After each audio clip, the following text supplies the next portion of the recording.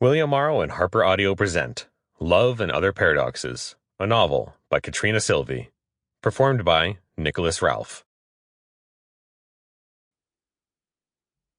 Chapter 1. Joe stood in the hush of the Wren Library, looking up into the marble eyes of the poet. The poet was lounging on the ruins of an ancient Greek temple, foot drawn up to rest on a broken pillar. One elegant hand pointed a pencil to his chin, the other held a finished book of poems. The poet's handsome brow was furrowed, his eyes fixed on the middle distance. Joe found himself unconsciously mimicking the pose, raising one hand, setting his jaw, staring across the black and white tiles of the library floor. A girl, sitting in an alcove, looked up and met his eyes. Thinking he was looking at her, she smiled. He was about to smile back, then remembered he was supposed to be looking intense and poetic. He frowned, shifting his gaze to the stained-glass window. When he glanced surreptitiously at the girl, she had gone back to reading. "Lord Byron," said someone behind him. "He was a student here, you know." Joe flinched in surprise, then fell back into his usual apologetic slump. The speaker was one of the black-uniformed men who were an everyday feature of Cambridge life. They were called things like porter, or proctor, or praelector, and seemed to appear from nowhere. He had a theory that they seeped spontaneously out of the marble whenever you stood still for too long. "I know," he replied. That was why he was here, to remind himself that Byron had once stood where he stood, which meant that achieving his own destiny as a great poet was not completely out of reach.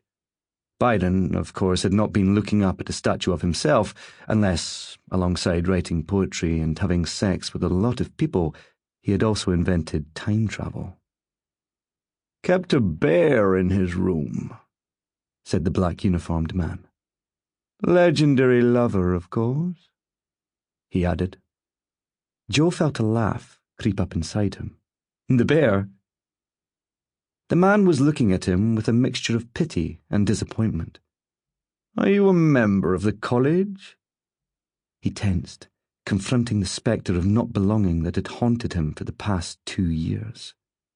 "No, I'm a student, just not at Trinity." The man patted him heavily on the shoulder. "Then I'm afraid I'll have to ask you to leave." Outside, the autumn sun glinted off the dew-damp grass. A chill October wind blew up from the river, cutting through his cheap coat.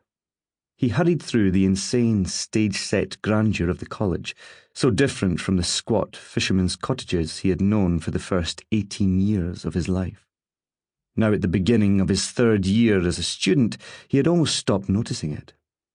It only came clear to him at moments like this, when he confronted the reality that in 8 short months he would be graduating. He would be cast out like an orphan stumbling from Narnia back into wartime England, or in his case, rural Scotland, back to his job at the village pub, with no proof that his time here in the other world had been anything but a dream. Unless he could find a way to prove that he had always belonged here, among the history makers, that letting him in had not been a terrible, embarrassing mistake.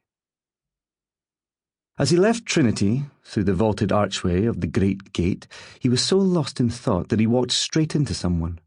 "Sorry," he blurted, looking at the person he almost knocked over.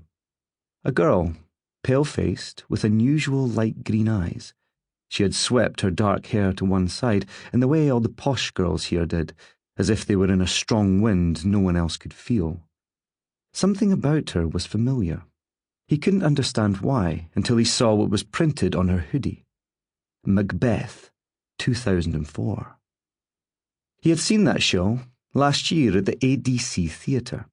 She had played Lady Macbeth. He remembered her being blazingly, shockingly good, outshining the other actors like candles to her sun. She raised an elegant eyebrow.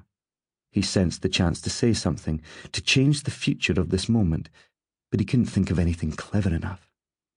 The girl threw him a disdainful look and walked on. He folded in Sample complete.